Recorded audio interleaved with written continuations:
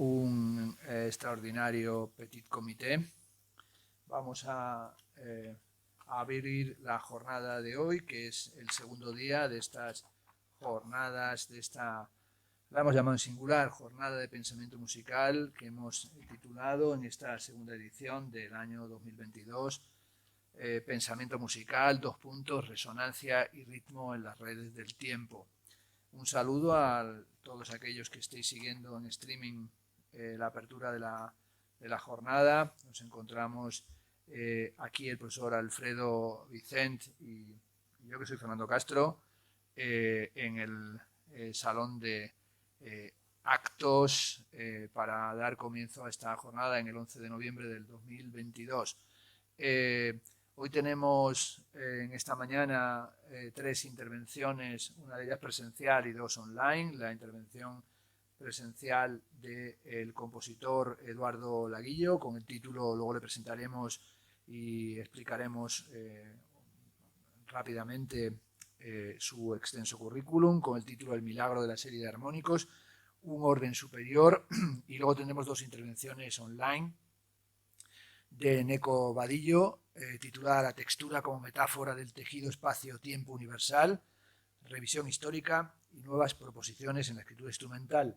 Y cerrará la jornada de la mañana la doctora Marina Hervás, de la Universidad de Granada, con el título Sonido en tiempo cero, sobre la revolución y la música. Estaremos, por tanto, hasta las 2, que haremos una pausa, y luego tenemos las sesiones de tarde con Pablo Rodríguez Mateos, egresado aquí de esta Universidad de la Autónoma, que hablará de la escala de San Agustín, Javier Pacheco, del doble grado también de la UAM, sobre el contexto de escuchar, las dinámicas sociales y sus metafísicas.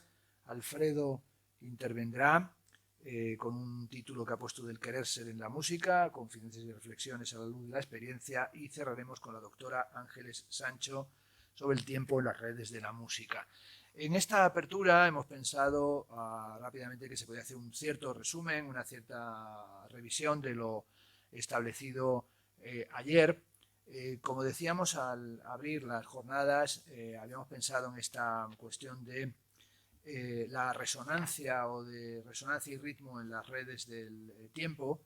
Bueno, tomando como marco muy amplio el libro de Armut Rosa, Resonancia, pero sin tratar de hacer una línea cerrada ni programática, sino permitiendo que se hicieran reflexiones o favoreciendo y animando a reflexionar desde el campo de la filosofía, de la estética, de la filosofía del arte, de la historia del pensamiento, de la música, de la estética musical, del análisis musicológico y desde la propia práctica de la música. Y bueno, nos parece que además, incluso en la distribución de las 2 días, en el día de ayer intervenían pues Marta Nogueroles, profesora de filosofía y concretamente de pensamiento español, y dedicada a revisar la obra filosófica de mujeres. Ha trabajado mucho la obra de María Zambrano y nos introducía en la música y la mística en Hildegarda de Bingen. También Ramón del Castillo, profesor de filosofía y de estudios culturales en la UNED, que nos acercaba a una particular revisión de Glenn Gould y de los gouldistas, o de la Gouldmanía y del fetichismo en torno a este intérprete, con este tema de un místico menor, donde, bueno, Ramón del Castillo, que ha trabajado la obra de Gould y ha escrito largamente sobre él, y también sobre George Carter, trataba de mostrar cómo el proceso de Gould le lleva a despedirse del ritual concertístico, a despedirse de la idea de artista o virtuoso, pero también a crear una forma de montaje y de recepción de la obra diferente de lo establecido. También tuvimos a un compositor y teórico, a José Iges, que habló de apropiacionismo entre el homenaje, el canibalismo y la necrofilia, y yo hice unas reflexiones que titulé sobre el desarreglo de los sentidos y el odio a la música, en la que nos acercábamos al libro de Pascal Quignard, El odio a la música, pero también al libro de Athalie Bruits, Ruidos. Ayer tenía, yo creo que la sesión, un componente, aunque Iges es compositor, más en la mañana, en las sesiones desde la experiencia de la teoría o desde los análisis teóricos estéticos. Y hoy tenemos la maravillosa posibilidad de escuchar a compositores y a intérpretes. decir que Laguillo es pianista y compositor, Eneko también nos va a hablar desde la experiencia musical, Marina es también música y filósofa, con lo cual yo creo que hemos hecho un balanceo, no separando campos, porque también hoy los que intervienen tienen esa dimensión teórica o teorética o reflexiva, evidentemente, como tiene todo trabajo artístico, pero yo creo que muestra esos elementos que queremos acercar, que es la relación entre música y filosofía y entre música y pensamiento, que es lo que además da sentido a que haya un doble grado en la autónoma de música y filosofía.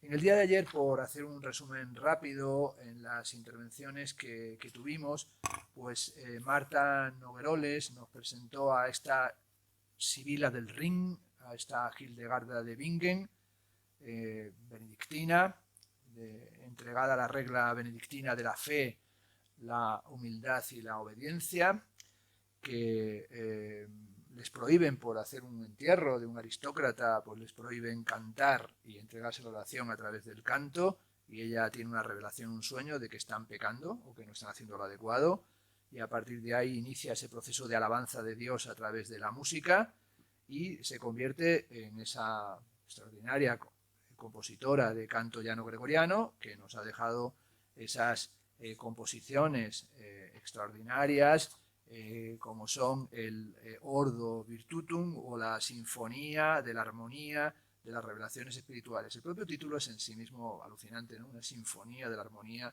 de las revelaciones espirituales. Hablaba de una tautología. Sí, sí, bueno, y un pleonasmo, una redundancia, porque claro, esa armonía de las revelaciones, pues parece que tendrá que ser revelaciones armónicas, sino que van a ser, ¿no? Podrían ser demoníacas, ¿no? Pero como sabemos, el demonio no canta y el demonio carece hasta de musicalidad, ¿no?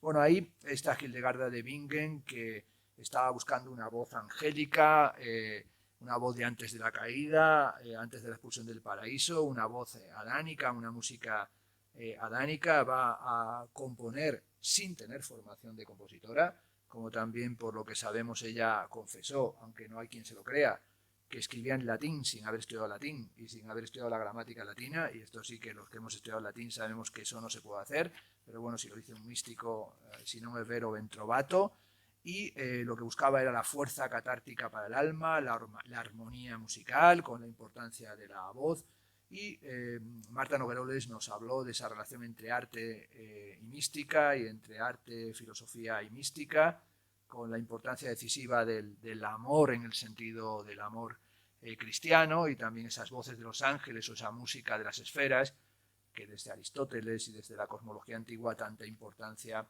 ha tenido. Ya Marta Nogueroles en las primeras jornadas se aproximó a esta cuestión de la mística, que es un tema al que ha prestado mucha atención la compañera Juana Sánchez Grey, que es quien...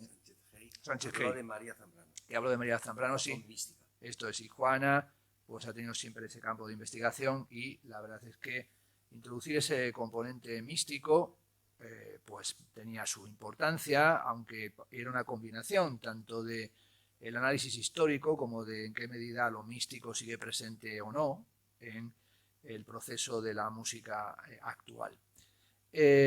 José Iges habló del apropiacionismo, de esa idea del tomar prestado, del compartir, del canibalismo, de nuestra sociedad en la que hay una cita y un recitar y un volver sobre materiales preexistentes.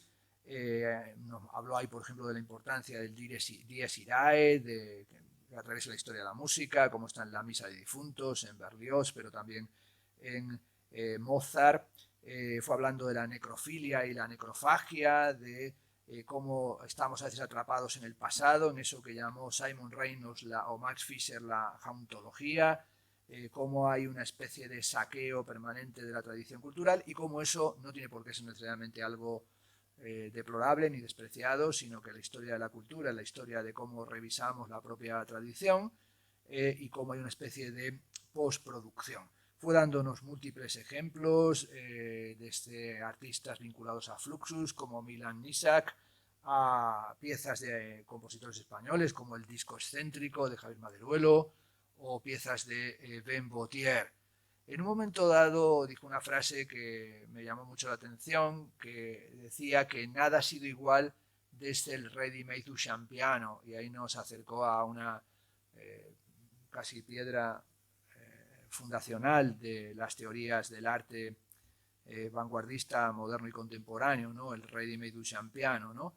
Y recordó una frase de Marcel Duchamp cuando se excluye el urinario, la fuente de la exposición de Los Independientes de Nueva York en el año 1917, pieza que nunca no deja de ser significativo, que una de las obras más citadas del arte del siglo XX y del XXI nunca fuera vista, no sea un original, ni siquiera una obra realizada por el propio artista, firmada con un heterónimo, R. Muth, parece que aludiendo a un constructor de sanitarios de la época, el que sería una especie de Roca, como esos váteres Roca que han sido tan conocidos en nuestro mundo, ¿no? Y en la polémica que él mismo suscitó, la revista Blind Man de Stiglitz, dice Duchamp, R. Muth quería crear otros pensamientos para esos objetos.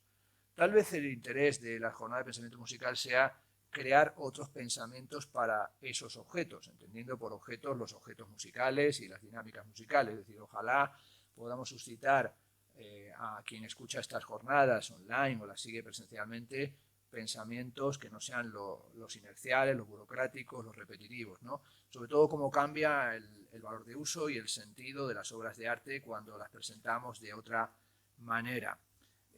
Fue hablando también Iges de cómo a veces en la composición y en el arte construir una obra puede tener que ver con el ocultamiento del yo. Esto lo hizo a partir de una reflexión sobre Boris Groys y cómo la obra es un cuerpo simbólico y a veces es un cuerpo extraño. Ahí saco a colación a Pierre Henry y su variación sobre la 10ª Sinfonía de Beethoven, que presentó él mismo en el programa Ars Sonora que dirigía en Radio Clásica, y cómo hay todas unas tendencias plagiaristas, como el Plunderphonics de John Oswald, y cómo esa tendencia al plagio, decía Picasso, los malos artistas copian, los buenos artistas roban, como esa apropiación de lo ajeno, pues puede tener un carácter también de saqueo, plagio, robo, pero también de un cambio de destino de lo prestado, que a veces tiene que ver con la búsqueda de un prestigio ajeno. Bueno, toda esta reflexión sobre la apropiación, incluso sobre el manierismo, la cerró citando el conocido texto de Borges, Pierre Menard, autor del Quijote. Como recordaréis, Borges nos habla de un escritor, Pierre Menard, como sabemos, una especie de trasunto de Paul Valéry, que habría escrito el capítulo de El Quijote en el que Cervantes hace un parangón entre las armas y las letras, y dice Borges que en la época de Cervantes esto era un topos, un lugar común retórico renacentista, y que hoy es un anacronismo deliberado.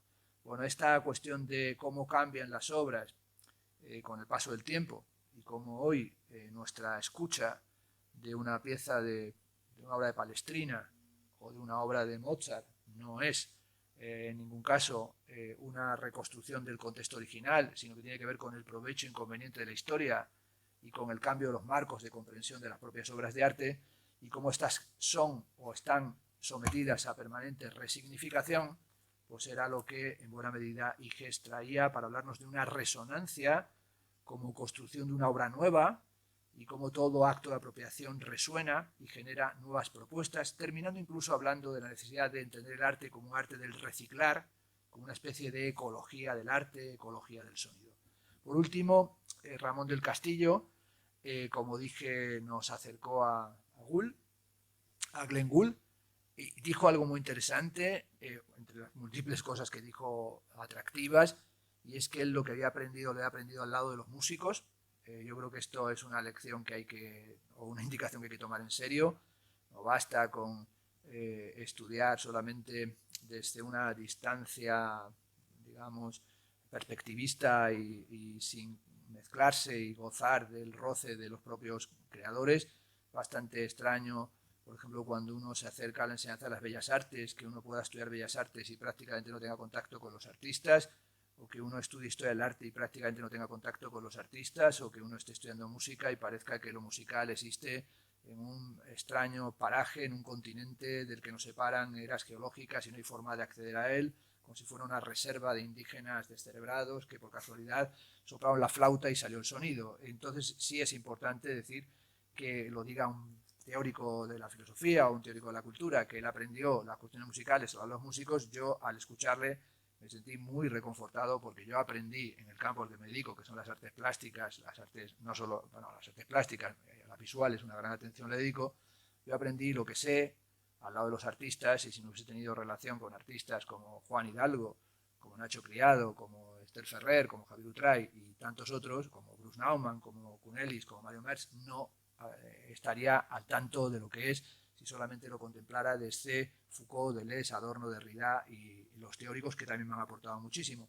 En el fondo, Ramón Castillo nos decía que no vale entender la filosofía del arte como una jerarquización de que la filosofía dota de contenido conceptual a la ausencia conceptual que se encontraría en el seno de la música. Eso es una concepción absolutamente falsa y, por otro lado, de creación de servidumbre o subordinación.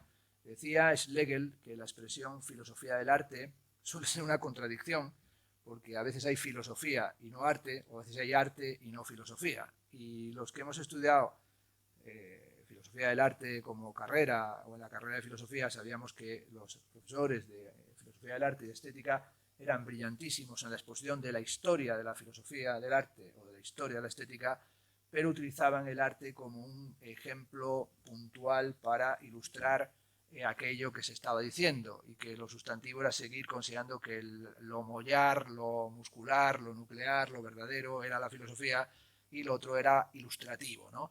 En ese sentido, yo creo que Ramón del Castillo no nos enseñó o nos ilustró en una lección corta como son estas, que lo importante era ver lo filosófico y lo reflexivo, lo conceptual que late en lo artístico y que está allí, y luego ya podemos introducir las citas, pero no vale estar citando únicamente pues porque por ahí pasaba el Pisuerga, y también es bueno siempre citar, porque parece que hay un momento en el que hay que citar a Benjamin por la mañana, por la tarde y a la hora de acostarse, y en el momento en el que estás duchando, como dijo una amiga mía, ponme un Benjamín, y le trajeron una botella de champán pequeña, ¿no? Entonces, bueno, no siempre se puede citar al mismo porque suena un poquito pesado. Por tanto, nos habló de Glenn Gould, nos dijo que hay una resonancia, y habló de varios adioses, ¿no? Esa sinfonía de los adioses, ¿no? Y entonces habló de cómo hay un adiós al concierto, porque él entendía que en el estudio de grabación podía hacer mejor música, que eso le permitía ir contra la linealidad, contra la excepcionalidad, contra la irreversibilidad, que la música para Gould no era un evento, la importancia de la segunda toma, entendiendo que todo puede ser una repetición. También habló de esa edición como una música, la llamó él tuneada, una música tuneada, y cómo Gould acabó dirigiendo al ingeniero de sonido y creando esa música manipulada, pero también como al mismo tiempo había una especie de paradoja en Gould, que era que quería ofrecer al público todas las versiones y todo el material para que él incluso las remontara, el propio oyente, pero por otro lado tenía, como dicen sus textos, algo de tirano, y creía, o sea, que oscilaba entre vamos a hacer que uno pueda remontar la música, pero también era un tirano en el que quería ofrecer su versión como la versión, o cómo oscilaba entre una atención al montaje técnico y una especie de búsqueda de un espacio místico, es decir, estaba entre lo autocrático y lo democrático, pero en cierta medida estaba tratando de ver cómo fabricar la música sin entenderla únicamente como directo, como si fuera únicamente el directo, es decir, trabajando como un bricoleur. También trató a la carrera, y es un tema que eso sí daba para mucho, hoy que tenemos un piano abierto y sabemos que Eduardo lo va a tocar, que era el adiós al piano, y como para Gould el piano era una herramienta de reducción, y sobre todo cómo era una reducción del repertorio, y cómo ahí podía introducir repertorio de clave, de madrigal o de órgano. Y ahí cuando habló de eso sí me hizo recordar no al Adorno teórico, sino al Adorno pianista, y cómo Theodor Riesengrün Adorno pues impactó e impresionó en la California de los años 30-40, sobre todo porque cuando le invitaban a un acto, por ejemplo, el gran defensor de los exiliados alemanes marxistas en los Estados Unidos, que era Charlie Chaplin, como él solía en esas veladas, al terminar, parece que de comer, hacer exhibiciones tocando el piano y exponiendo y explicando en conferencias improvisadas lo que estaba tocando a medida que lo tocaba. Parece ser que en una de esas citas, uno de los que estaba allí en la reunión era Thomas Mann y escuchó a Adorno reducir a piano piezas de distinto tipo y cómo fue improvisando interpretaciones y comentarios sobre lo que estaba tocando, y se quedó tan fascinado que le pidió asistencia para una novela que tenía en marcha y le dijo, bueno, ¿y por qué no me manda algunas notas un poco en relación con lo que ha estado contando mientras tocaba el piano? Adorno no es que le mandara unas notas, es que le mandó prácticamente 2 capítulos de lo que va a ser el Doctor Faustus, y fue el que creó toda la idea de qué música es la música diabólica de Adrian Leverkühn. Bueno, ese piano es un instrumento en realidad en Gould para otra cosa. Y por último, Ramón del Castillo nos habló del adiós al arte, de una especie de extraño rencor al arte con mayúscula, y sobre todo cómo incluso Gould fantasea con una sociedad sin arte que podía ser una sociedad mejor, algo que no creo que todos consideremos que sea así, pero sobre todo era una crítica a la idea del autor y una defensa del público, de la escucha del oyente, que tiene que ver un poco con la idea contemporánea del prosumidor, ¿no? Del consumidor como productor.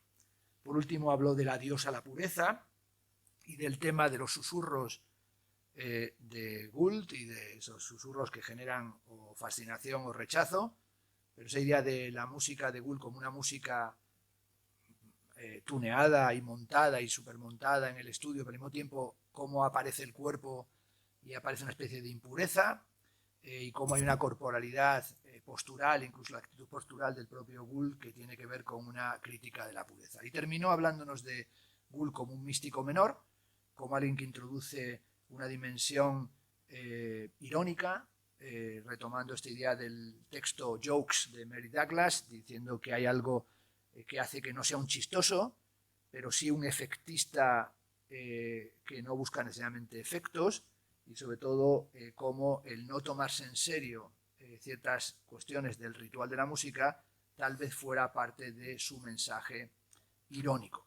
Bueno, con esas intervenciones de la mañana, y también yo no pude ayer seguirlas de la tarde porque estaba en actividades médicas, sí. Pues intervino por la tarde Rosa María García Mira, que habló de estilo y pensamiento musical en el bebop como afromodernismo musical, Miguel Antón, estructuras y procesos generadores de significado musical, Carlos García, que es nuestro alma absoluta y la posibilidad de que esto exista, que habló de argumentos contramusicales sobre la filosofía, la historia, la ciencia, la música de hoy, y José Manuel Martínez Púlech, de Poética de la Conversión, las sonoridades del límite, según el pensamiento de Eugenio Trías. Este fue el proceso de ayer. Yo no sé, Alfredo, si tú de las sesiones de la tarde harías una síntesis rápida de qué cosas experimentaste o te parecían interesantes tal vez aquí a actualizar para el online. Yo estuve realmente, tuve que abandonar después de Carlos, ¿eh?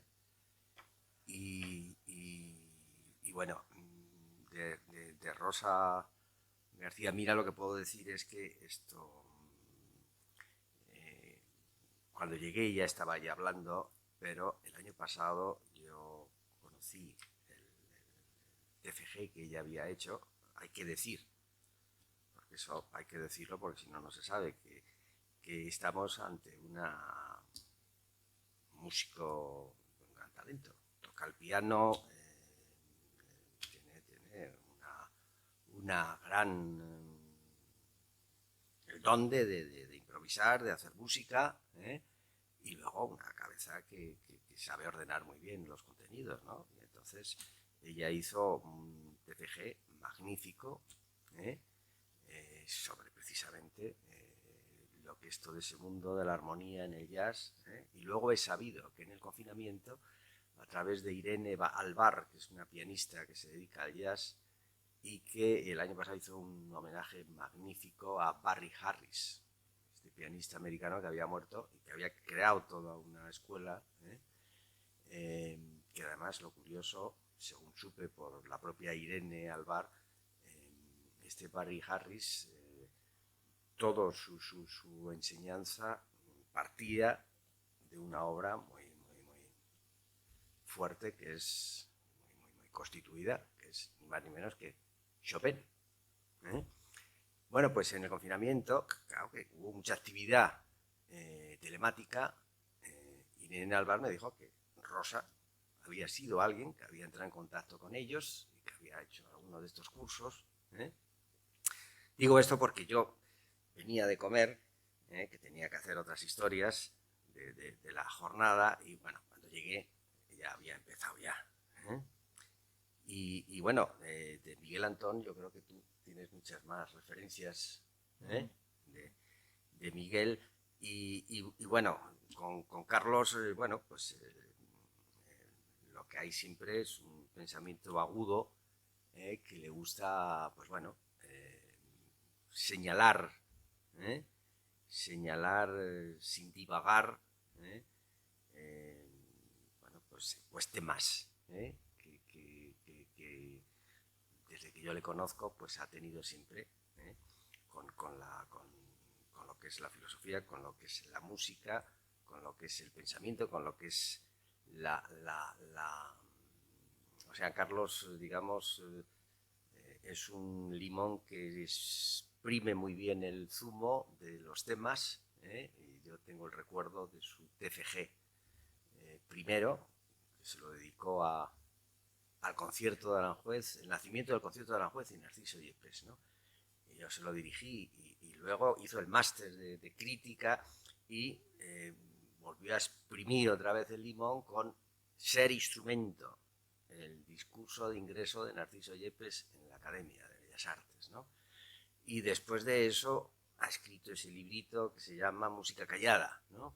O sea que, digamos, es una persona que avanza y que tiene un lado también poético, escribe poesía y publica libros, y en ese sentido, bueno, pues yo creo que se encuentra muy bien en este territorio, digamos, en este espacio cultural, ¿no? Y no puedo decir nada, lo siento, porque me tuve que ir, tenía clase cuando iba a intervenir Martín Cepulet. Claro, sí queremos, para cerrar este resumen o esta apertura de las jornadas de hoy, que lo que nos interesaba también, evidentemente, era combinar las lecciones en la mañana de profesores y compositores y con una trayectoria con investigadores más jóvenes, que ya tienen algunos de ellos ya, como el caso de Carlos, una trayectoria que está haciéndose y que está manifestándose afortunadamente de una manera brillante, que han terminado su formación en este contexto de los dobles grados de música y filosofía, y que están haciendo aportaciones, ¿no? Y por ahí nos interesaba. Como estamos ya en la hora y queremos ser todo lo puntuales que es posible, estamos en las 11:30, si os parece, yo me voy a bajar a estar abajo, y Eduardo Laguillo le presenta a Alfredo, sí. Y estamos deseando poder escucharle, ¿vale? Eduardo.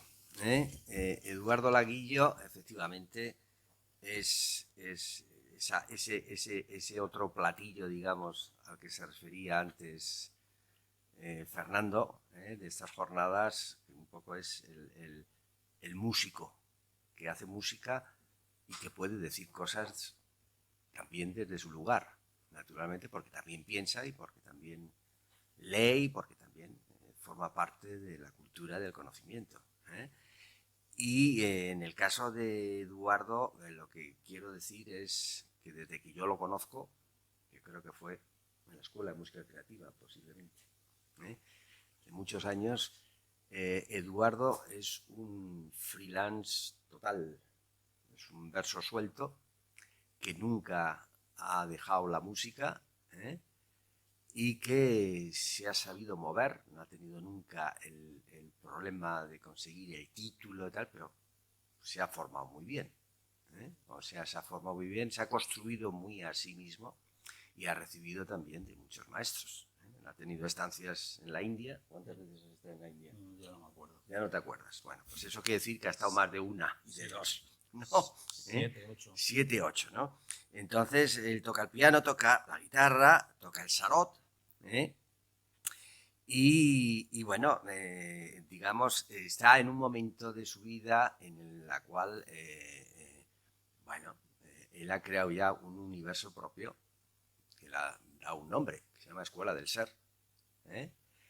Y bueno, lo que él quiere ahora es ofrecer una experiencia y está en un momento en el que ha sumado muchas cosas. Yo a Eduardo lo he, digamos, recuperado, hacía mucho que no le veía y fue justo antes de la pandemia, ¿verdad? Ibas a venir al seminario de música y creación y luego vino el confinamiento, pero luego vino, y antes de eso me acuerdo que me acerqué ahí a Colón, al Centro Cultural Fernán Gómez. Él era uno de los músicos que acompañaba no me sale el nombre. ¿A Mancio Prada? No, Mancio Prada no. Eliseo A Parra. Eliseo Parra. Eliseo Parra, pero él ha estado con Jaume Sisa, él ha estado con Luis Eduardo Aute, él, o sea, ha sido músico de los que están con personas que se fijan en alguien y dice, este le quiero para mí, ¿no? Pero aparte de eso, él ha compuesto, yo tengo, por ejemplo, un CD de Eduardo hace muchos años, lo que hay en el aire, o cómo es. Hay algo. Hay algo en el aire, ¿no? Que es toda una producción suya, ¿no? Y aparte de esto, claro, Eduardo ha sido docente, y un buen docente, y actualmente Eduardo está viviendo de una forma, yo creo que un poco envidiable, y lo ha dicho además en unas notas, dice, actualmente vivo retirado en las montañas, cuidando el agua y la tierra, y doy fe de ello, porque o sea, está además en una zona del norte de Cáceres que hay un microclima, ¿verdad? Sí. Y entonces tiene una cantidad de agua enorme, ¿no? Tiene que crear canales, ¿no? Me contaba el otro día que, bueno, que se levanta y que ve un montón de jabalís, ¿no? Sí, sí. Y entonces, bueno, pues está aquí ahora en la civilización, ¿no? Asustado. Y viene pues a hablarnos de un tema, en fin, que a mí me da pena, digo que me da pena porque él, con una generosidad enorme, hace 3 años me mandó por correo, son 10 sesiones. Es un curso que ha dado ya en varios sitios y que ha tenido mucho éxito sobre la serie armónica. Sí. Entonces, claro, son 10 sesiones. O sea, es algo para entrar en profundidad. Hoy le vamos a tener, bueno, para hablar eso que él ha hecho en 10 sesiones y que ha articulado, bueno, va a hacer una síntesis que, bueno, yo creo que también tiene valor porque va a haber resonancia también, ¿no? Sí. Entonces, pues nada, muchísimas gracias, Eduardo. Gracias, Alfredo. A ti, venga.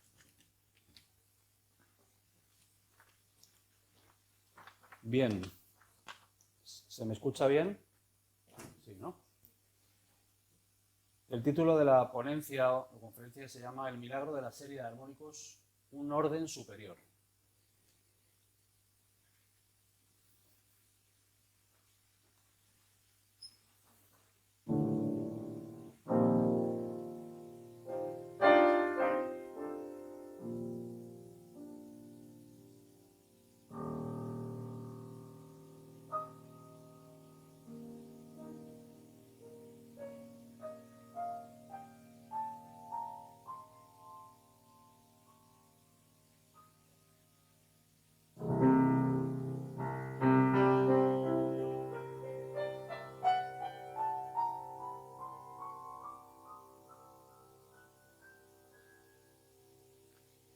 Estoy tocando la serie de armónicos de Do. Este Do que está en la pizarra, 2 segunda línea aquí, 2 segunda línea adicional inferior de clave de Fa.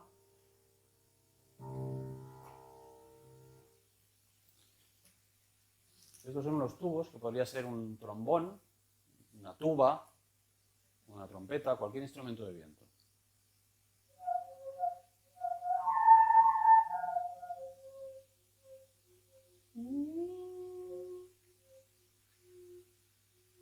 ¿Escucháis este sonido?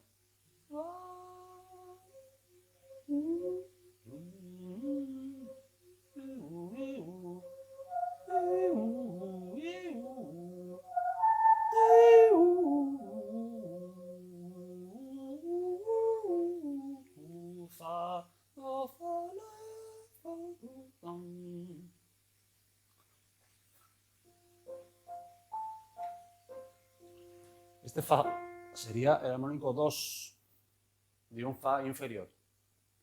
estaría aquí. Fa. Fa, do, fa, la.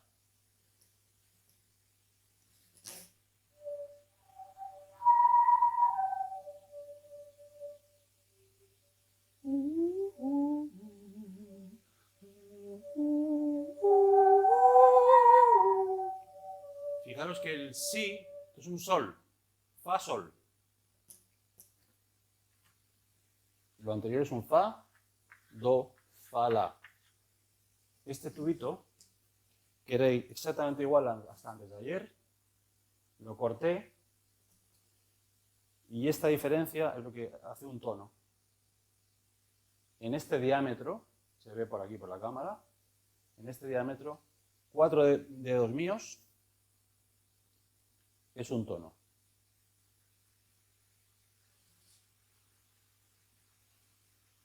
Sol, fa. Este sol, el tubo naranja, sol, re, sol, si. Si escuchamos el armónico la de este fa, que en realidad la nota inferior sería este fa de aquí, yo doy por supuesto que la gente sabe esto. Si no, ya está. Fa, fa, do, fa, la. Armónico 1, 2, 3, 4, 5. Este la, el armónico 5, que surge por la presión del aire que activa los armónicos, menos presión, armónico más grave. Más presión, más velocidad.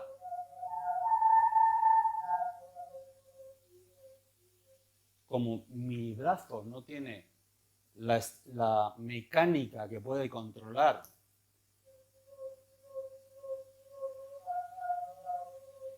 por mínimos movimientos que yo haga de mecánicos, saltan los armónicos, que es lo que con lo que tiene que funcionar un trombonista, un trompetista, un trompa. Un trompista, enseguida, cuando está tocando la trompa, enseguida hace cosas así, que son saltos de los armónicos producidos por pequeñas presiones del aire. Por eso un trompista tiene que tener la presión muy estable, porque la boquilla es muy pequeña. Y un trombón es más fácil. Boquilla más grande, más posibilidad de control del aire. Y menos saltos de...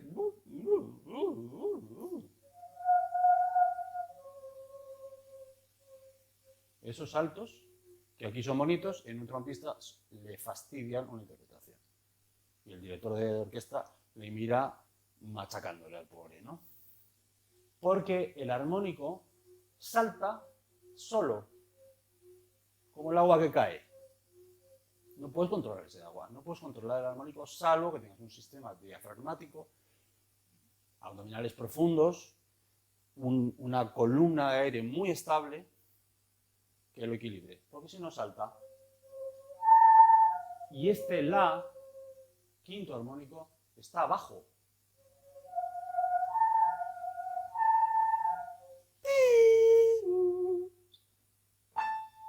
Bueno, este piano está un poco desafinado.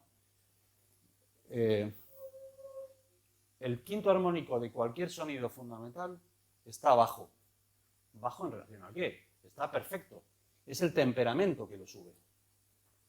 El temperamento famoso de Bach, que es la teoría de Bach. Entonces, el mi está a menos 14 cents. 14 cents. Está bajo, muy bajo. En un coro, yo estoy hablando de cosas muy prácticas. En un coro de voces humanas, si tú tocas un do mayor, haces esta configuración do, sol, mi, y las sopranos cantan ese mi, para que suene afinado, si no hay instrumentos temperados debajo, tienen que cantarlo un poquito bajo. Entonces el acorde sonará perfecto. Si hay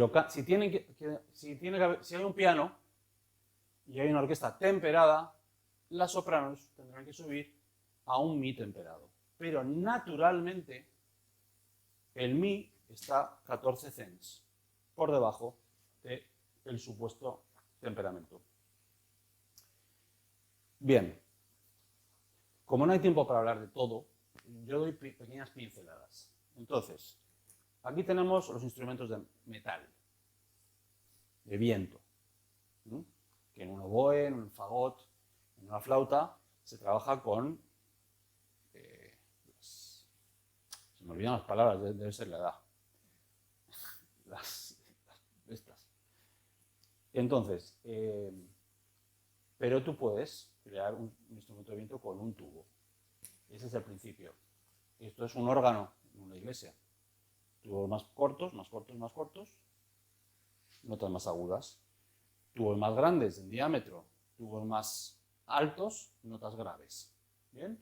Eso se entiende, ¿no? Entonces, el milagro de la serie de armónicos es, existe algo en la naturaleza que da un sonido que no es un sonido único, que está compuesto de muchos sonidos, matemáticamente ordenados siempre igual.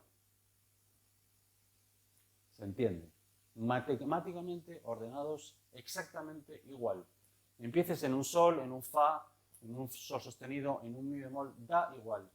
Es un sonido inteligible, importante eso, porque por ejemplo el océano, si pudiéramos dividir el sonido rosa, por ejemplo, que un técnico de sonido conoce, sonido rosa o sonido blanco, que son cientos, miles de frecuencias simultáneas, si tú divides ese sonido de una ola,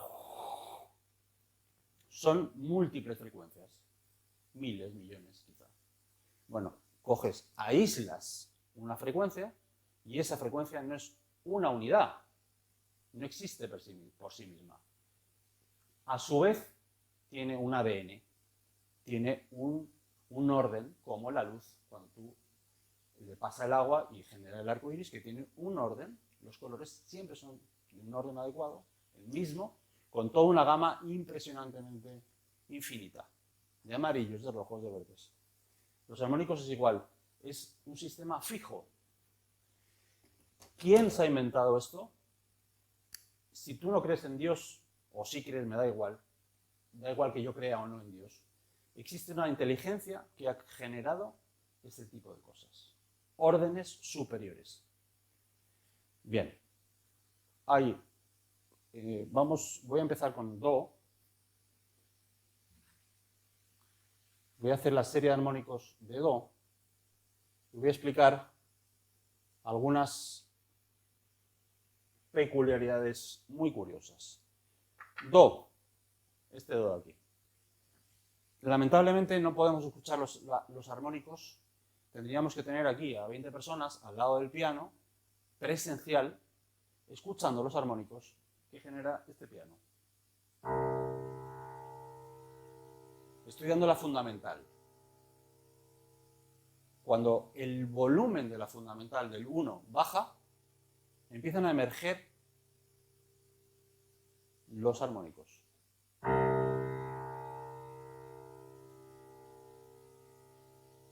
Están ahí. Lo que estamos escuchando son miles de armónicos simultáneos.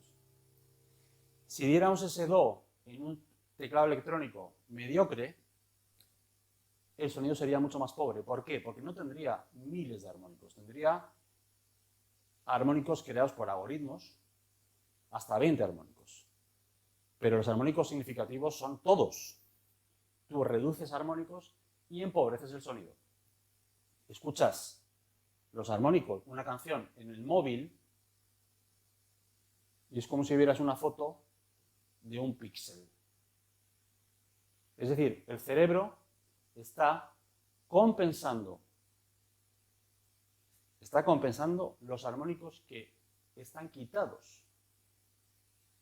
Muy importante, es decir, escuchar el móvil, la música en el móvil, te estresa muchísimo, obliga al cerebro a trabajar por 100 para rellenar lo que no está. Lo que no está, ¿eh? El cerebro es muy buena persona. Es buena persona el cerebro. Bien. Do. El primer armónico es el 1, el fundamental. El 2, la octava. Orquestación. Chelos, contrabajos, octavas. ¿Cómo empezaba a funcionar en el final del siglo XVIII las orquestaciones? No había contrabajos casi. Los contrabajos en el bajo cifrado no se escribían octavas. Si había un contrabajo o un contrafagot, no se escribía. Se daba por supuesto que iba a octava. ¿Me explico? ¿Cuándo empiezan a escribir el contrabajo? Mozart, Mannheim, ni siquiera Bach. A partir de 1750 para adelante, tímidamente se empieza a escribir el contrabajo y en forma de octava. Empieza a tener su vida propia. ¿De dónde surge la necesidad de duplicar la octava? De la imitación de un modelo, que es la serie, cuyo primer y segundo armónico es la octava. La voz humana, el hombre y la mujer, están a distancia de octava. Yo canto pa y canto este sonido, y hay una mujer al lado, y aquí no hay ninguna mujer, lamentablemente. Y le pediría que cantara a, y ella diría a, esta octava. Estamos a distancia de octava. La octava es importantísima. ¿Por qué? Simplemente porque estamos imitando un modelo que conocemos, nuestro cuerpo conoce, porque cuando estás hablando, la voz tiene armónicos. Si yo hago así, estoy tapando armónicos. Estoy tapando armónicos. No tiene brillo. Estoy quitando armónicos de la voz. El primer armónico distinto al fundamental es la octava. Por lo tanto, la octava hay que tratarla de manera distinta. ¿Es la octava? No. Canta una octava. A ver, guapo, guapa. Afínala. Es muy difícil. Bien. Tercer armónico, la quinta, el sol. Do, do, sol. Segundo armónico, un amanecer. 1, 2, 3. El 1, ¿cuál es el único número primo que es par? El 2. La serie de números primos empieza con el 2, 3, 5, 7, 11, 13. Números divisibles por 1 y por sí mismos. Todavía los matemáticos no saben qué sucede con los números primos. No lo saben. Es un misterio. En la serie de armónicos, los números primos son muy importantes. El 2 y el 3 son primos. Son la primera manifestación interior de un sonido que es distinta y que crea algo único, significativamente especial, divisible por 1 y por sí mismo. Cuidado, ¿eh? Cuando vuelve a aparecer el armónico Do, que es el número 4, fijaros que es par. Ya ha habido dos antes, Do, Do, Sol, Do. Los 4 armónicos primeros son 3 dos y un Sol. El cuarto ya es par, ya no es significativo, ya hay una memoria de que ha aparecido un 1, un 2. Y esto es ya lo que yo le llamo un armónico estructural. Muy importante, pero no es significativo.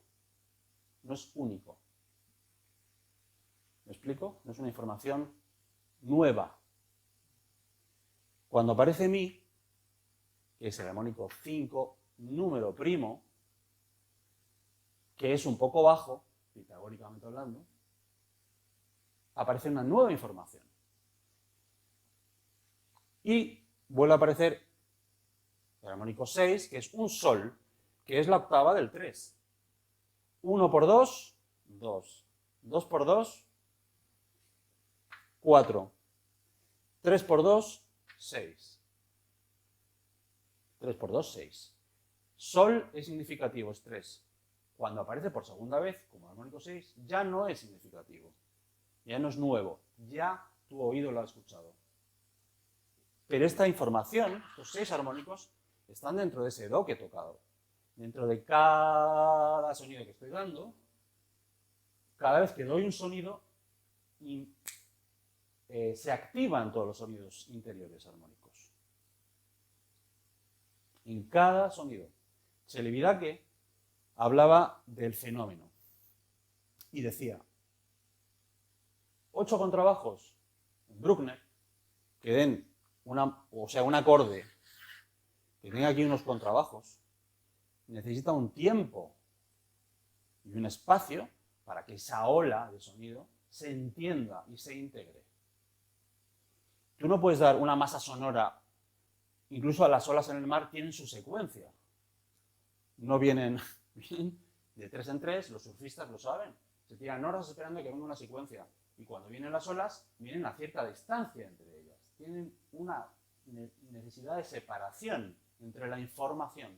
Por lo tanto, una masa sonora enorme, con 8 contrabajos abajo, tú no puedes tocar a toda velocidad. No se puede. ¿Por qué en los móviles la gente escucha tanta música distinta? Porque como no tiene graves ni armónicos, tú puedes cambiar todo el rato, no estás saturado a nivel de frecuencias. Pero si tú tuvieras un mega altavoz así, no podrías cambiar. Necesitas un tiempo de digestión de esa ola de sonido, ¿vale?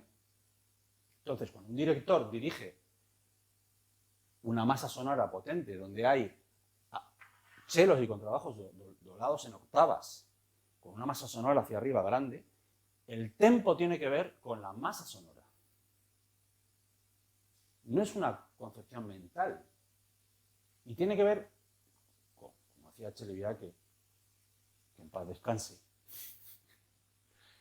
con el espacio en el que se toca. No es lo mismo tocar un djembe en Santa María del Mar, en Barcelona, en una catedral, que un violín. Un instrumento que tenga sonidos graves, tendrás que hacer pum, esperar a que pase y luego pum. Por lo tanto, el tempo tiene que ver con el espacio y con la masa sonora. La masa sonora la da el armónico 1 con toda su serie ascendente, integrada dentro de él. Bien, armónico 6, repetición del tercero. Armónico 7, si bemol, bajo también. Bueno, bajo. Afinado, como está afinado en sí mismo, nunca me lo sé de memoria. El si bemol, fíjate, está menos 31 cents, casi un cuarto de tono. Bajo. Entonces, escuchamos do, armónico 2, armónico 3, armónico 4, armónico 5, 6, 7, do séptima, cuatríada, do, mi, sol, si bemol. Nos importa nada. Iba a decir un taco. No nos importa cómo se llame eso. Si es do séptima o si es un intervalo de séptima. No nos importa. Porque no es un intervalo de séptima, es un intervalo de séptima menos 31 cents. Lo que importa es que es un sonido singular. Es un si bemol y es el 7, primo. Interesante, ¿no? Sonido único, singular, nueva información. Sonido 8, 1, 2, 4, 8, do. ¿Se entiende, no? 1, 2, 4, 8, do. Es estructural. Entonces tenemos que do es estructural, que sol es estructural, que do es estructural, porque es un armónico 4, 6 y 8. Y hasta este momento, hasta el armónico 8, tenemos singularidad 1, 2, 3, 5 y 7. Tú tocas un acorde de jazz y un jazzista tocará arriba mi si y abajo sol do. Y omite la estructura. Y si acaso incluso toca sol si mi. Y el si bemol lo baja. Y el contrabajo hace esto, un do. Suena jazz. ¿Por qué? Porque ahí abajo un do y el pianista sintetiza en su mano izquierda sol, si bemol, mi. Sol, si bemol, mi. Armónico 3, 5 y 7. El si bemol lo baja aquí y lo hace así, en forma manualmente posible. Y aquí improvisa. Y en el bebop, el contrabajista está dando los fundamentales a toda velocidad que no se entiende nada. Sol, si bemol, improvisa. Y tienes do séptima. Voy muy rápido. me puedo entretener. Si tuviera 3 horas iría 10 veces más lento. Entonces aquí tenemos lo que hemos hablado de la octava. Armónicos singulares. Primos. Primo. Bien.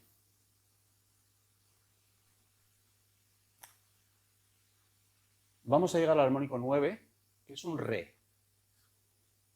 Es una nueva información, sin embargo no es primo, porque es divisible entre 3.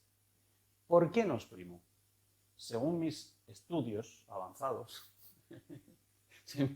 investigaciones, porque es el armónico 3 de sol.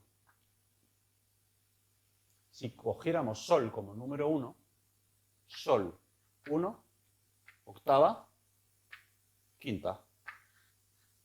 Es el armónico 3 de sol. ¿Se entiende? Armónico 3. Por lo tanto, cuando estamos tocando aquí un sol y lo explicitamos, estamos diciendo, sol también tiene sus propios armónicos. Como mi tiene sus propios armónicos, que ahora hablaré de eso rápidamente. ¿Cuáles son el primer armónico distinto de sol? El re. Es el armónico 3 de re. Si yo divido 9 entre 3, ¿qué obtengo? 3, ¿no? 9 entre 3, 3. ¿Lo veis? Por eso re, en la serie de do, el armónico 9, no es primo, porque ya está manifestado previamente. No es singular, no es nuevo. Aquí viene una cosa muy interesante a nivel musical, que es cuando se tocan acordes triadas con novena, sin el mi. Do, sol, mi.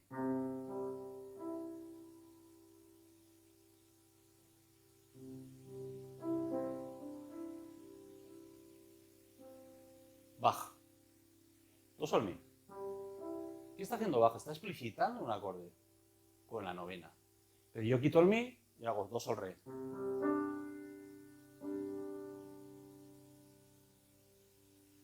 Do, sol, re, acordes de quintas. ¿Por qué? Porque mi sistema, al tocar el do abajo, está escuchando el mi. No tengo por qué repetirlo. Toco un do y ya hay un mi sonando. Con que ponga el re es suficiente. Muchas sonoridades, arbo-par o minimalistas, funcionan con quintas. Do, sol, re, la serie de quintas. Do, sol, re, la, mi, si. ¿Qué pasa ahí? Do, sol, re, la. Do, sol, re, la. ¿Qué está pasando? La viola, las cuerdas de la viola, al aire. ¿Sí o no? Do, sol, re, la, las cuerdas de la viola al aire. Sol, re, la, mi, violina al aire. Cello, do, sol, re, la. Ya está, estoy haciendo música. Para mí, lo significativo de esto no es la información interior, que es muy importante y muy curiosa, sino que al observar eso, le empiezo a dar valor al re. En la India, do, re. Le llaman sa, re, sa, re, ga, ma, pa, da, ni, sa. Do, re, mi, fa, sol, la, si, do, tienen otros nombres. Cuando hacen sa, re, sa, re, con un pedal en do. ¿Qué está pasando? Do, sol, do, re. Y el re pasa algo, estoy componiendo. Entonces el concepto de composición estructural, donde las notas pasan como postes, por decirlo de alguna manera, donde no hay una inmersión en cada sonido significativo. Es lo que hemos vivido durante siglos y es muy interesante y muy bonito. Y crea una música preciosa y maravillosa. Y nos perdemos en el bosque. Al estudiar la serie de armónicos, puedes hacer música occidental, nuestra armónica, compleja, con muchos acordes, con un devenir melódico impresionante. pero dándole valor al do, re a nivel pedagógico. Cuando tú a un niño le enseñas en el piano, en cualquier instrumento, el do, re, y no es do, re, mi, re, como si no pasara nada, perdón, ¿cómo que no pasa nada? Perdón. Do, re es importantísimo, es el armónico 9 de do. Estás, igual que hay un amanecer en sol, hay un amanecer en re. Dale valor. No, no se le da valor pedagógicamente. Vamos a hacer de escala de do, do, re, mi, sol, si, do. Para, por favor. Tanta información. Si solamente con tocar un do afinado en un cello y escuché los armónicos ya sería suficiente. Un año entero escuchando un do sería suficiente. Tu sistema se equilibraría. Tu mente se abriría, tu oído se abriría a armónicos que están sonando y que tú estás produciendo y que no estás escuchando. Me enfado. Perdón. No escuchamos. Yo primero. Vivo en un sitio donde había hace 30 años 17.000 cabras en el municipio de Acebo. Ahora hay 700, 500. Los cabreros de la finca mía de abajo han vendido sus cabras. Cada tarde pasaban las cabras, subían y cada tarde bajaban. El trabajo de cabrero es durísimo. Echo de menos el sonido de las campanitas de las cabras. Y de los sonidos de las cabras bajando es un sonido. Afortunadamente el torrente baja cargadísimo de agua y se escucha el torrente. Se escuchan los pájaros, muchos, los insectos, las hojas de los castaños y los robles. Eso es música, sonido. Messiaen trabajó con los pájaros, por favor. O sea, es un milagro. Está trabajando con armónicos. Entonces, no, el músico debería irse a la naturaleza como parte de su aprendizaje. No solamente estar con los artistas, que estoy totalmente de acuerdo con lo que exponía Fernando de un ponente de ayer, ¿no? Hablabas de ti, ¿no? De Fernando, de cómo aprendiste con los artistas. El artista, el músico, debería ir a un sitio donde pudiera escuchar sonidos de la naturaleza para recordar quién es él, simplemente. Yo estoy ahí y recuerdo quién soy. Entonces, mi oído se ha afinado allí y toco mucho menos que antes. ¿Por qué? Porque no hay tanto ruido. Llego a Madrid y me muero del ruido. No lo puedo soportar. Por eso voy con gorro. Aparte porque estoy calvo y tengo frío. Propongo que cojas un sonido en tu instrumento y lo toques. Uno solo. Y escuches qué pasa. Y así, además, empezarás a tener un buen sonido. Si eres guitarrista, o si eres chelista, o viola, o lo que sea, o trombón. Mira, los instrumentistas de metal, como no tienen más remedio que relacionarse con esto y conocen perfectamente los armónicos, ¿quieres aprender música? Yo me he comprado una trompa y he empezado a aprender trompa. Esto es una trompa. Toca un instrumento de metal, viento metal. Porque entonces te vas a relacionar con esto, con la serie. Y si tocas el piano, úsalo como te estoy proponiendo. Si no quieres usarlo, pues estás en tu derecho a hacer lo que te dé la gana. Yo te propongo algo, simplemente. Te invito. Armónico 9. Re. Armónico 10. 5 por 2. 10. Armónico mi. Armónico mi. El armónico 10 es un mi. La octava. 1, 2, 4, 8, 16. Do. 3, 6, 12. Sol. 5, 10, 20. Mi. 1, 2, 4, 8, 16. 5, 2. 3, 6, 12. 3 soles. 5, 10. 10 notas son el acorde de do mayor. 5, 2, 3 soles, 2 mis. En 16 armónicos. De 16 armónicos, 10 son singulares y estructurales. Es el acorde de do mayor. Do, o el de re bemol, el que sea. En este caso estamos trabajando con do. Do, 2, 4, 8, 16. 3, 6, 12. Voy a tocar armónico, los 8 armónicos de do y sol.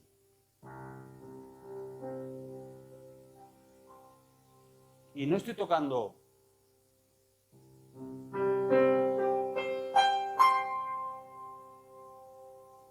ascendente, no, estoy tocando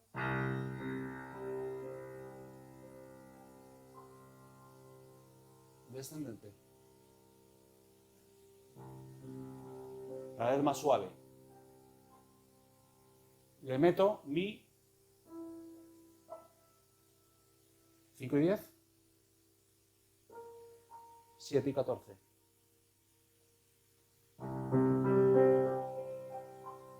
Mi 7 y 14. Solo nos quedan 4 armónicos hasta el 16, que sería el La, el Fa sostenido,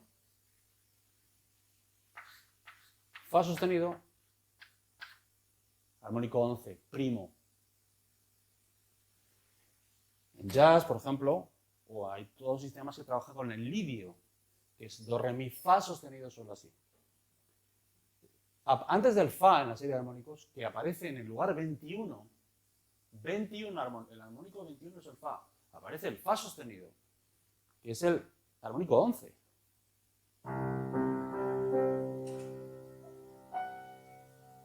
Fa sostenido.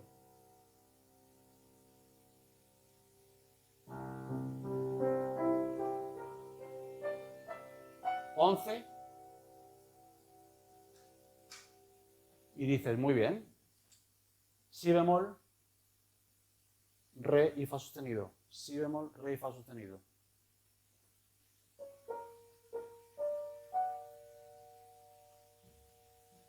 Música de película, ¿no? Debussy, Ravel. ¿Qué hacen los impresionistas? Manifiestan el color que hay en la serie. Si tú ves las orquestaciones de Ravel, son manuales de orquestación basados en la serie de armónicos. Son modélicos porque obedecen a un modelo que ya está. ¿Esto es Debussy o no? Esto no es Mozart, ni Beethoven, ni Bruckner. ¿Vale? De paso, pero no como acorde en bloque, como impresión sonora, como... Los preimpresionistas que son como, uy, pero esto es una mancha. No, no es una mancha. Es una expresión detallista del color y una gama. No es el Greco, que... Si bemol, 7, 9, 11. La, 13. ¿Lo escucháis? Do.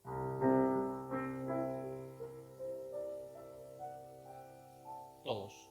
Pero solo pongo el armónico 7, 9, 11 y 13 con un do abajo, como mucho con octava.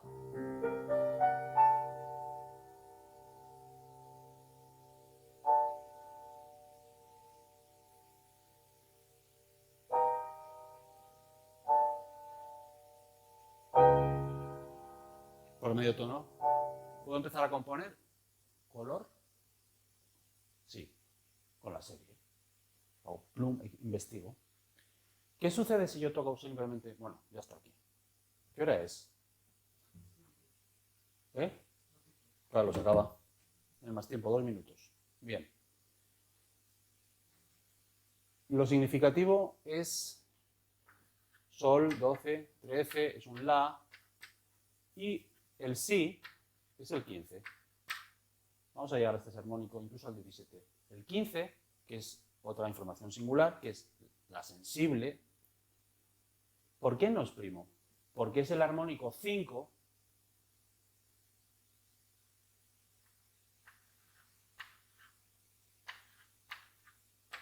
de sol. Sol 1, sol 2, 3, 4, 5. Este sol mayor viene de aquí, de sol. El armónico 3 de do dispara sus propios armónicos, que son estos de aquí, donde el si es el armónico 5, que es el 15. 15 entre 3, 5. y nos primo. Algo importantísimo. La música occidental, incluso música árabe, incluso de otras culturas, establece una relación muy importante entre la tónica y la dominante.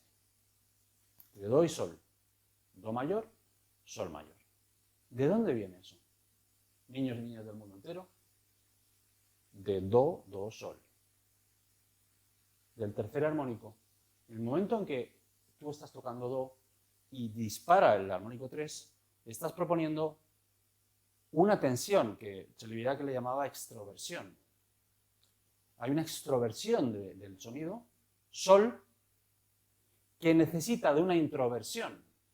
O sea, si tú eres extrovertido todo el rato, ¿vale? Tú estás extrovertido todo el rato, contando chistes 4 horas seguidas. Y llega un momento que te mueres, ¡pum!, la palmas. Necesitas una introversión, la muerte.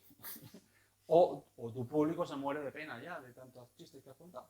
Es decir, no hay posibilidad de crear un movimiento extrovertido sin que luego le venga un movimiento introvertido. Y este es el ciclo. Extroversión, introversión, que está en la serie de armónicos. Do es extroversión, más extroversión hacia el sol, introversión hacia el do. Extroversión hacia el mi, introversión hacia el sol. Extroversión hacia el si bemol, introversión hacia el do. Extroversión hacia el re, introversión hacia el mi. Extroversión hacia el fa sostenido, y así sucesivamente. Es un proceso que está implícito, que está contenido ahí. Entonces, informaciones en la serie de armónicos, por eso le llamo orden superior, porque hay tanta información real, sonora, que en realidad lo que hace el músico es simplemente la va descubriendo y la va plasmando. La historia de la música es una historia de la serie de armónicos explicitada, manifestada, gradualmente.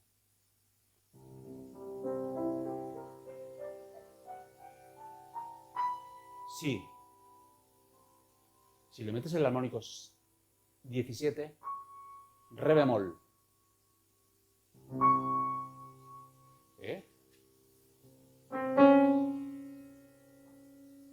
Bajo ese armónico 17 de octava.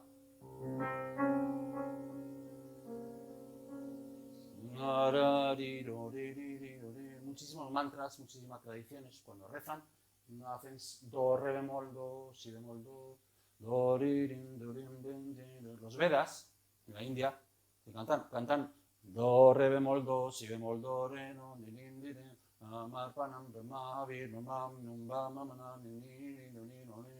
armónico 1, armónico 17, 1, 7, si bemol, do. ¿Qué hace Hildegard von Bingen? Trabaja el frigio. ¿Qué es el frigio? Mi, fa. Armónico 1, armónico 17, muchísima tensión. Un armónico muy alejado en la gama, el 17, y crea una expresión increíble. Gari, Hildegarda,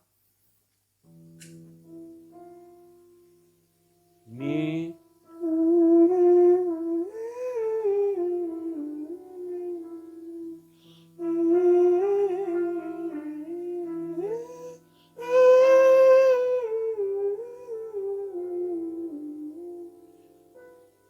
si coges la serie de armónicos de mi y coges el frigio de mi, hay frigio. Mi, fa, mi, si, do. En la quinta de mi también hay un frigio.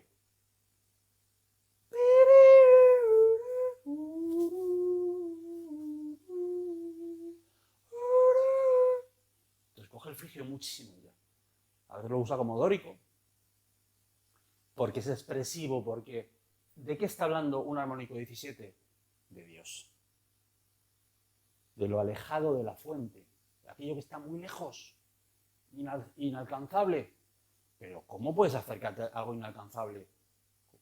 Por supuesto con la música. Por eso la gente que estudia música tiene un anhelo de encontrar algo allí, aquí. Sí, muy bien, a Dios está muy bien allí. ¿Y aquí? ¿Cómo puedo experimentar esa unidad, esa sensación así, aquí? ¿No? Hay gente que lo hace con la heroína, otros con el sexo, otros con la música, otros con los armónicos como yo. Esta es mi propuesta práctica. De esbozar brevemente la serie y hablar de determinadas peculiaridades que en realidad son anhelos de un orden superior que ya está aquí y que el músico tiene acceso a él. Voy a hacer un poquito de regañina mesiánica. En el sistema en el que vivimos, que tiene muchas ventajas, la desventaja fundamental de esto es que no estás escuchando armónicos. Están comprimidos la información para que te quepa mucho streaming, mucha cosa y tienes toda la serie de Netflix, no sé qué. Como si tuvieras 20 notas con toda su serie. Serie, las series de tele, serie. Esto es una serie. Mastícala, vívela, siéntela. El músico necesitaría para mí tener una asignatura en la formación musical, lentitud. Asignatura que se llama escuchar lentamente, mucho rato, muchos años. En la India, los antiguos maestros de instrumentos cogían sus aprendices y le tiraban barriendo el primer año. Si ese aprendiz aguantaba ese año primero de barrer, le cogía como alumno, si no, le echaba. Y durante ese año, mientras el alumno hacía que barría, estaba escuchando al maestro tocando el sitar. Un año entero, muchas horas al día, escuchando lentamente y asimilando. Cuando ese alumno se ponía con un sitar y el maestro le enseñaba, algo de él ya había aprendido. Por escucha, por ósmosis, sin necesidad de hacer, como dar brillo, pulir, ¿no? Karate Kid, eso, pues lo mismo. Una asignatura de dar brillo, pulir, escuchar, barrer mientras el profesor toca. Ya está. Y ya verías como, de alguna manera, eso se va empapando íntegramente. Muchísimas gracias.